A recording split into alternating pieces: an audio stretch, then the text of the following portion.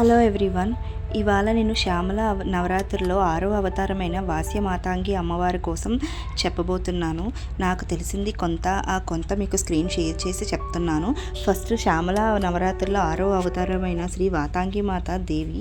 ఈమె మాతాంగి అనే శ్యామలాదేవి మాతాంగి విద్యలోను అన్ని దేవతలకు సాధారణ పేరు.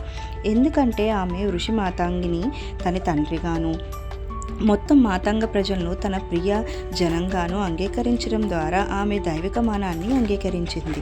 అలాగే ఆమె ముఖ్య వాస్య విద్యను అయినందున ఆమెను మహావాస్యకారి, వాస్యమాతాంగి అని కూడా పిలుస్తారు.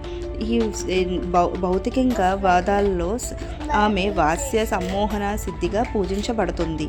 ఆమె సాధకులు తమను తాము ఎల్లప్పుడూ సాధనలో ఉంచుకోవడానికి సహాయం చేస్తుంది. ఈ వాస్యమాతాంగి మరియు వారి సాధనపై దృష్టి పెట్టడానికి వారు అవసరాలన్నిటినీ తీరుస్తారు.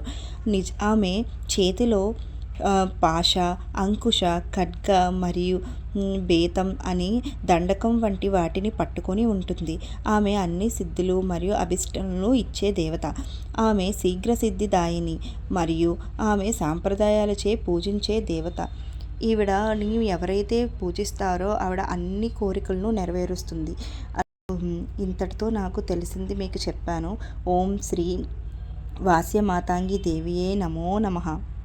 ఏవైనా తప్పులు చెప్పి ఉంటే మన్నించండి.